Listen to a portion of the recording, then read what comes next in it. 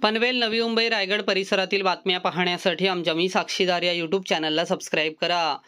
मालमत्ता कराचा विषय अद्याप संपला नसून आमचा लढा सुरूच असून पालिकेने सध्या शास्ती माफीसाठी मुदतवाढ देण्याची आक्रमक मागणी माजी नगरसेविका खारघर कॉलनी फोरमचे अध्यक्ष लीना गरड यांनी पनवेल पालिकेचे आयुक्त मंगेश चितळे यांच्याकडे केली। आयुक्तांना अभय योजना लागू करण्याचे अधिकार असल्याचे सिद्ध केलेले असल्याने मागण्या मान्य नाही झाल्या तर यापुढे कोणताही मालमत्ता कर भरणार नाही आणि असहकार आंदोलन पुकारण्यात येईल असा इशारा यावेळी लीना गरड आणि समर्थकांकडून देण्यात आला। यावेळी पालिकेच्या विरोधात घोषणाबाजी देखील करण्यात आली। डबल टॅक्स भरणार नाही, भरणार नाही, भरणार नाही, डबल टॅक्स भरणार नाही, भरणार नाही, भरणार नाही, डबल टॅक्स भरणार नाही, नहीं भरेंगे, नहीं भरेंगे, डबल टॅक्स नहीं भरेंगे, नहीं भरेंगे, नहीं भरेंगे, डबल टॅक्स नहीं भरेंगे, नहीं भरेंगे, नहीं भरेंगे, डबल टॅक्स नहीं भरेंगे। धारकांमध्ये एक संभ्रम आहे, नेमकं कळत नाही काय करायचं। आम्ही जनतेचे प्रतिनिधी आहोत म्हणून जनतेची भावना, मालमत्ता कराविषयीची भावना लोकांची आहे।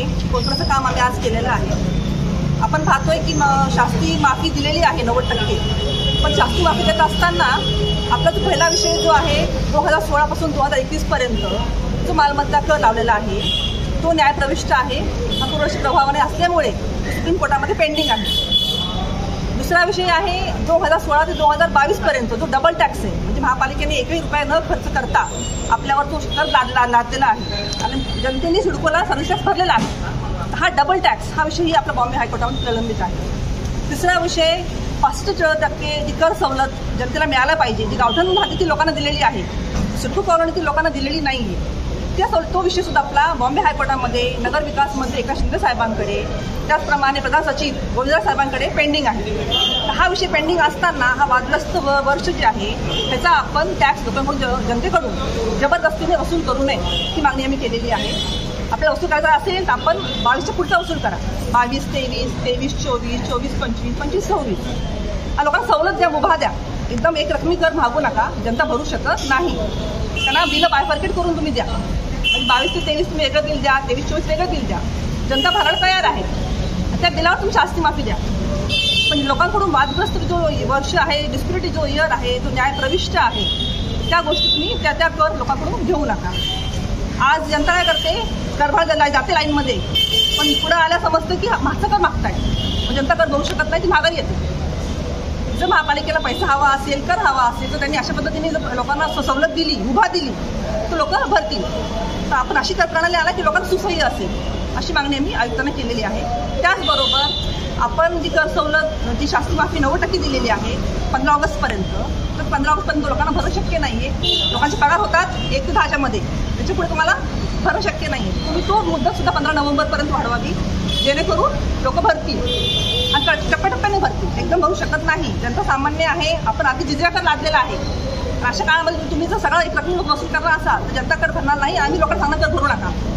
तर आमची मागणी आहे तुम्ही बायफर्केट करा, पहिला जो 16 ते 21चा जो कर आहे तो कंपल्सरी करू नका, पुढचा कर आम्ही भरायला तयार आहोत। आज लाखो मालमत्ताधारक मॅडम तुमच्या एका निर्णायकाची वाट बघतायत, कारण की तुम्ही जो स्टंट घेतल्यानंतर संपूर्ण महानगरपालिका क्षेत्रामध्ये तुमच्या या कार्याचं एक कौतुक केलं जात होतं। आता भारतीय जनता पार्टीने देखील शास्ती माफ व्हावी त्यासाठी इथं आंदोलन केलं होतं काही दिवसापूर्वी आणि ते लगेचच 90% शास्ती देखील माफ झाली होती। तुम्ही करदात्यांना काय आव्हान कराल, काय सांगाल त्यांना नेमकं? हे बघा, आम्ही इतर लोकांसारखी स्टंटबाजी करत नाहीये, सामदाने स्टंट केले। खरं तर शास्ती माफीचा निर्णय किंवा अधिकार फक्त आयुक्तांनाच आहेत, कुठेही सुद्धा त्यांना शासनाकडे याची गरज नव्हती। स्वतः प्रधान सचिवांनी सांगितलेलं आहे की अधिकार तुमचे आहेत, मला आमच्या आदेशाची गरज सुद्धा नाहीये, तुम्ही काय निर्णय घेत नाही, स्पष्ट भाषेत बोललेले आहेत।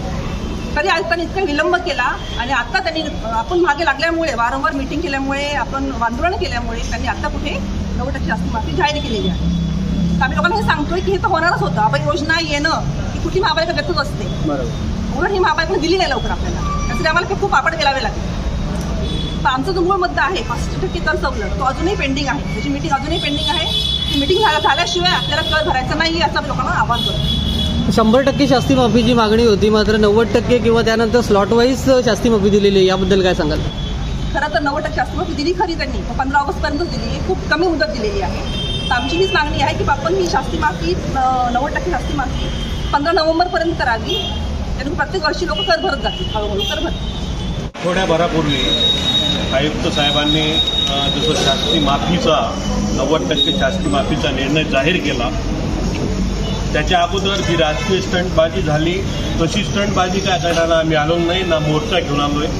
आम्ही एक पत्र दिलं होतं की शास्ती माफीनंतर लोकांची जनभावना काय त्याचं विश्लेषण करण्यासाठी किंवा त्या गोष्टी घेऊन एक लेटर दिलं होतं आयुक्तांना की बाबा आमचं शिष्टमंडळ येईल आणि त्याच्यावर काय काय विषय आहेत, लोकांची जनभावना काय म्हणते, त्या अनुषंगाने आपल्यापर्यंत आम्ही चर्चा करण्यासाठी येणार आहोत. तर त्या अनुषंगाने आम्ही आज चर्चा करण्यासाठी आलो होतो.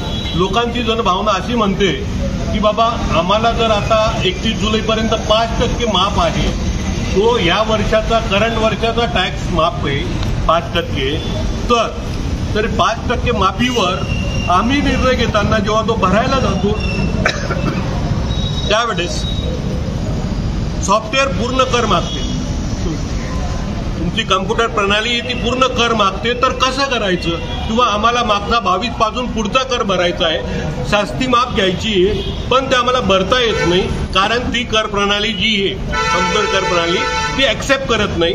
तर ही लोकांची जनभावना घेऊन आम्ही आयुक्त साहेबांकडे गेलो की 16 ते 21चा न्याय प्रविष्ट आहे आणि 16 ते 22चा हा डबल टॅक्स आहे. तर आपण 16 ते 21चा जसं मागच्या वेळेस आपण अलग बायफर्केशन केलं होतं आणि पुढच्या प्रत्येक वर्षाचं अलग बायफर्केशन द्यावं, त्याची शास्ती द्यावी. म्हणजे लोकांना प्रत्येकाला ज्याला जो कर भरायचा असेल तो 22 पासूनचा पुढचा कर भरता येईल आणि जेणेकरून महापालिकेलाही पैसे मिळतील आणि जेणेकरून लोकांनाही ती सुविधा मिळेल अशी अपेक्षा होती आणि अशी लोकांची जनभावना होती. ती आम्ही जनभावना आयुक्तांकडे व्यक्त केली आणि आयुक्त साहेबांना सांगितलं की याच्यावर तुम्ही उद्यापर्यंत निर्णय द्यावा अशी आमची अपेक्षा आहे, जेणेकरून आम्हाला लोकांना उत्तर देता येईल की बा पुढे काय करायचं, किंवा कोणता कर भरायचा, कोणता कर नाही भरायचा, किंवा काय करायचं असं लोकांना आम्हाला सांगावं लागेल. पण न्यायप्रविष्ट आणि जे सुप्रीम कोर्टात आहे, हायकोर्टात आहे आणि राज्य शासनाच्या नगरविकास मंत्रालयाकडे सचिवांकडे ज्या गोष्टी प्रलंबित आहे त्या चर्चा झाल्या पाहिजे.